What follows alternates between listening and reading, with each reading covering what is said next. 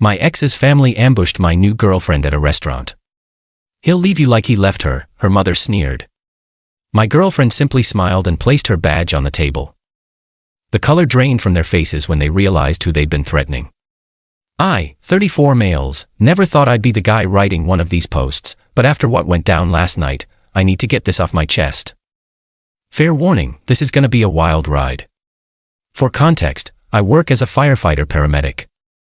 I've been doing this job for about 12 years now, and I love it despite the crazy hours and emotional toll.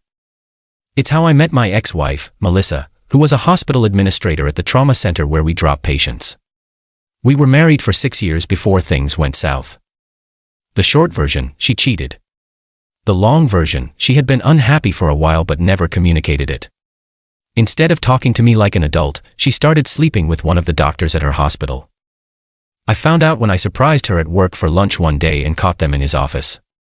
Classic. Right. The divorce was messy. Her family, particularly her mother, Rebecca, and sister Courtney, went on the offensive immediately. They spread rumors that I was the one who cheated, that I was abusive, completely false, and that I had abandoned Melissa during a difficult time. The truth was that Melissa's family had never thought I was good enough. They wanted her to marry a doctor or lawyer, not a glorified ambulance driver, her mother's exact words.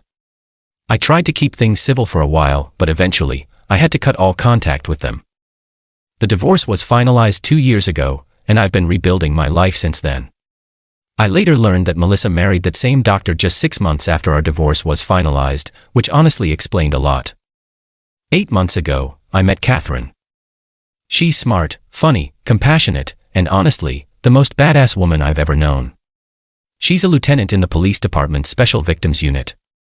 We met when I was bringing in a victim of domestic violence, and she was the responding officer. We got talking during the follow-up, and things just clicked. We've been together solidly for these 8 months. Though we've been taking things slow in terms of merging our lives, both of us have demanding careers and past relationship baggage. Last night, we decided to try this new Italian place downtown for a date night. It was our 6-month anniversary of officially becoming a couple, and I was planning to ask her to move in with me. I had the key wrapped in a small box in my pocket and everything. The evening started perfectly. The restaurant was intimate with dim lighting and good wine. Catherine looked stunning in a simple black dress, a rare sight since she's usually in uniform or casual clothes. We were halfway through our entrees laughing about something stupid. When I noticed Catherine's expression change, she was looking over my shoulder, her face becoming serious. "Don't turn around," she said quietly, "but I think someone's watching us." Before I could respond, I heard a familiar voice behind me. Well. Look who it is." My stomach dropped. I knew that voice. It was Rebecca, my ex-mother-in-law. I turned and saw her standing there with Courtney and Melissa's father, Robert. They were all dressed up, clearly there for dinner themselves. "Hello, Rebecca," I said, trying to keep my voice neutral. "Nice to see you. If you'll excuse us, we're in the middle of dinner." Rebecca's eyes narrowed as she looked at Catherine. "So this is why you threw away your marriage? Already replaced my daughter, I see." I felt a flash of anger. "That's not what happened and you know it. Please leave us alone." By now, people at nearby tables were starting to notice the tension.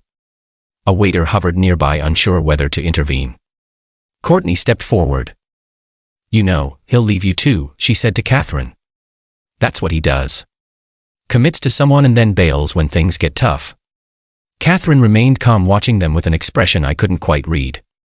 It wasn't fear or anger, more like she was analyzing a situation the way she might at a crime scene. "I think you have the wrong idea about what happened in their marriage," Catherine said evenly. Rebecca let out a harsh laugh. "Oh, honey, you have no idea. Has he told you everything? About how he abandoned my daughter when she needed him most? How he refused counseling?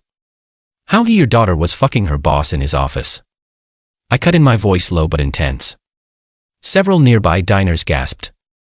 I caught them, so let's not rewrite history. Robert, who had been silent until now, put his hand on Rebecca's arm. "This isn't the place, Becky." But Rebecca was on a roll. She leaned in closer to our table, her voice dropping to a venomous whisper. "He'll leave you like he left her," she sneered at Catherine. Once a deserter, always a deserter. The restaurant had gone quiet. I was about to stand up and ask for the check when Catherine did something unexpected. She smiled, not a nervous smile, but a confident one. Then she reached into her purse and placed her police badge on the table. "Lieutenant Catherine Davis, Special Victims Unit," she said calmly. "I'm very familiar with harassment laws in this state." She glanced at me briefly before continuing. "Now, you have two options. You can return to your table and enjoy your meal, or you can continue this conversation at the precinct. Your choice." The color drained from their faces. Rebecca's mouth opened and closed like a fish out of water. Courtney took a step back. Robert looked like he wanted the floor to swallow him whole. "You're a cop," Rebecca finally managed. "Lieutenant," Catherine corrected. "And, yes, I am. Now, is there anything else you'd like to say to us?" The restaurant was dead silent. Everyone was watching this showdown unfold. Rebecca sputtered, "You can't threaten us. We have rights." Catherine nodded. "You absolutely do. Including the right to remain silent, which I strongly suggest you exercise right now." A man at a nearby table snorted with laughter, breaking the tension slightly. Robert finally stepped in, practically pulling Rebecca away. "We're leaving." "Come on, Becky, Courtney." "No." As they retreated, I heard Rebecca hissing. "Did you know? Did you know she was a cop?" Courtney just shook her head. When they were gone, the restaurant slowly returned to its normal buzz of conversation. The manager came over and apologized profusely, offering us dessert on the house. Catherine thanked him but declined, saying we were fine. Once we were alone again, I let out a breath I didn't know I was holding. "I am so sorry about that," I said. "I had no idea they would be here." Catherine tucked her badge away and reached for my hand. "Don't apologize for them. It's not your fault. You were amazing," I told her. I've never seen anyone shut Rebecca down like that. She shrugged. "Part of the job is dealing with difficult people, though I usually don't have to do it during date night." She smiled, but then her expression turned serious. "What was that about a restraining order they mentioned?" I sighed. "There was a temporary one last year. Rebecca showed up at the fire station screaming about how I'd ruined Melissa's life. My captain had to call security. It was humiliating, so I filed for a temporary restraining order. It expired after 6 months." Catherine nodded, understanding in her eyes. "Have they done anything else?" I hesitated, then decided she deserved the whole truth. "Melissa's brother keyed my car once, and they've called my workplace a few times with fake complaints. Nothing stuck, but it's been a lot." "That's harassment," she said, the cop in a coming out. "You could press charges." "I just wanted it all to go away," I admitted. "I thought if I ignored them, they'd eventually move on." Catherine squeezed my hand. "Some people don't move on. They feed off drama and righteousness. They need someone to blame." We finished our dinner, trying to salvage what was left of our evening. I decided to postpone the moving in question. The moment didn't feel right anymore. But as we were leaving the restaurant, Catherine pulled me aside in the parking lot. "I need to ask you something," she said, "and I need the truth." My heart sank. Here it comes, I thought. She's going to ask if what they said was true. "What really happened with your marriage?" she asked. I know the basics, but tonight made me realize there might be more to it. I leaned against my car and told her everything. How Melissa and I had started growing apart after she got promoted. How she became more distant, working late hours. How her family had always made little digs about my career, suggesting I wasn't ambitious enough. How when I discovered the affair, Melissa had initially tried to blame me, saying I was never emotionally available because of my job. Her family closed ranks immediately, I explained. They helped her move out while I was on shift. When I got home, half our stuff was gone. They literally packed up while I was rushing into a burning apartment building to save a family. Catherine listened without interrupting. When I finished, she was quiet for a moment. "Thank you for telling me," she finally said. "For what it's worth, I think you handled it with more grace than most people would have." I laughed without humor. "I don't know about that. There were some dark days. We all have those. She stepped closer, wrapping her arms around my waist. But here's what I know for sure, you're not a deserter, you're one of the most committed people I've ever met. You commit to complete strangers every day, rushing into burning buildings, administering CPR, holding the hands of people on their worst days. That takes a special kind of person. I felt something loosen in my chest, a knot of anxiety I hadn't even realized was there. Have I told you lately that you're amazing? I asked. She smiled. You could stand to mention it more often. That's when I decided to go for it after all. I pulled the small box from my pocket. I had something planned for tonight. It's not a ring, not yet anyway. But I opened the box, showing her the key with a small firefighter charm attached to it. Move in with me, I said. My place or yours, I don't care. I just want to come home to you. For the first time that night, Catherine looked genuinely surprised, then she smiled and pulled out her own key ring. There hanging among her other keys was a new key with a small police badge charm. Great minds think alike, she said. I was going to ask you tonight too. We both laughed, the tension of the evening finally breaking. After discussing the practical aspects, her place was bigger and closer to both our workplaces, we decided I would move in with her. As we drove home to her place, which would soon be ours, Catherine's phone buzzed. She checked it at a red light.